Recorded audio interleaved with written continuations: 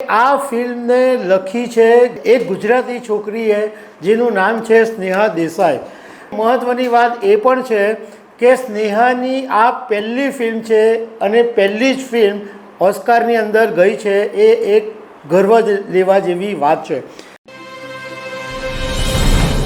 નમસ્કાર દર્શક મિત્રો, બોલિવૂડ અભિનેતા આમિર ખાનના પ્રોડક્શન હાઉસમાં બનેલી અને એની પૂર્વ પત્ની કિરણ રાવના દિગ્દર્શનમાં બનેલી લાપતા લેડીઝ ફિલ્મને 2025ના ઓસ્કારમાં પસંદ કરવામાં આવી છે.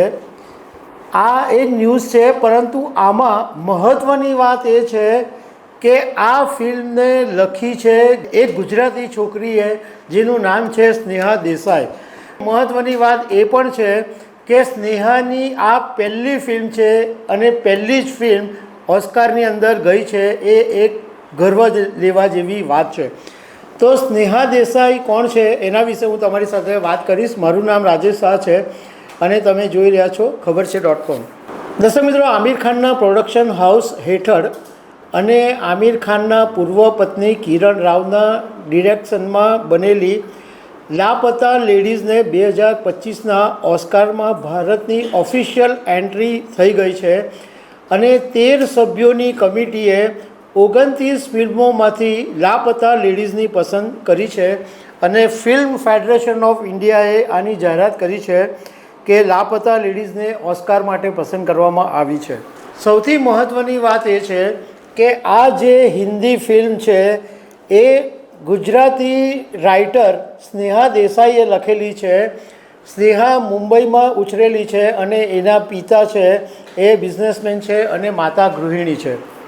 સ્નેહાને આમ તો નાટકો લખવાનો, નાટકોમાં કામ કરવાનો, ફિલ્મમાં અભિનય કરવાનો એને ઘણો બધો શોખ તો છે જ, પરંતુ આ એની પહેલી ફિલ્મ હતી જે એણે લખી અને પહેલી જ ફિલ્મ ઓસ્કારની અંદર પસંદગી થઈ. એના માટે સ્નેહા દેસાઈ ખુશીથી ઉછળી ગઈ છે.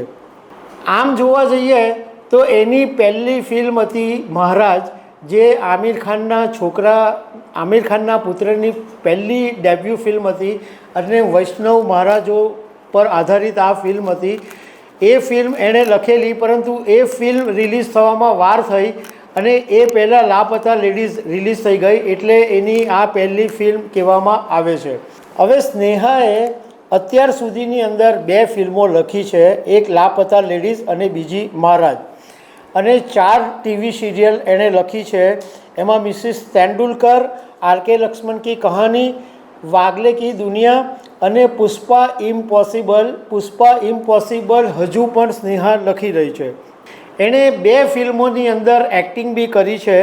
એમાં એક ફિલ્મ છે જયેશભાઈ જોરદાર, એમાં એણે વંદનાનું પાત્ર ભજવેલું છે અને મહારાજની અંદર કરશનદાસ મુરજીના ભાભુનું જે પાત્ર છે એ સ્નેહા દેસાઈએ ભજવેલું છે.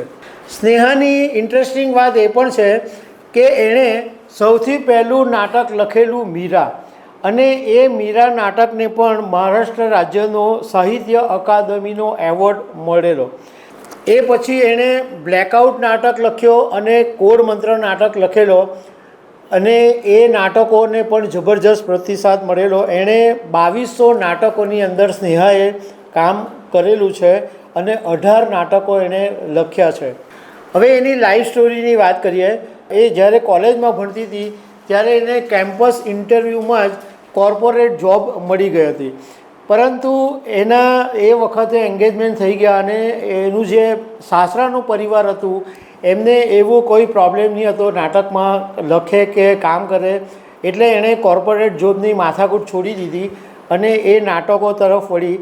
અને એ દરમિયાન એને એક સંતાન થયું. એ પછી એણે થોડો નાટકોમાં બ્રેક લીધો અને એ પછી સ્નેહાએ લખવાનું શરૂ કર્યું.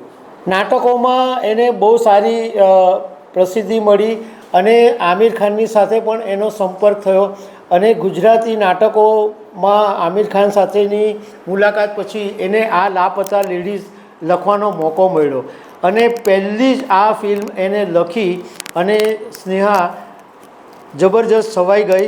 કારણ કે ઓસ્કારની અંદર આ ફિલ્મની પસંદગી થવું એ એક મોટી ગૌરવની વાત છે. ગુજરાતી છોકરીઓ ઘણું કાઠું કાઢી રહી છે એનું આ એક ઉદાહરણ છે. હમણાં આપણે 3 દિવસ પહેલાં પણ જોયું કે અમદાવાદની એક ગુજરાતી છોકરી મિસ ઇન્ડિયા યુનિવર્સ 2024માં પણ જીતી ગઈ.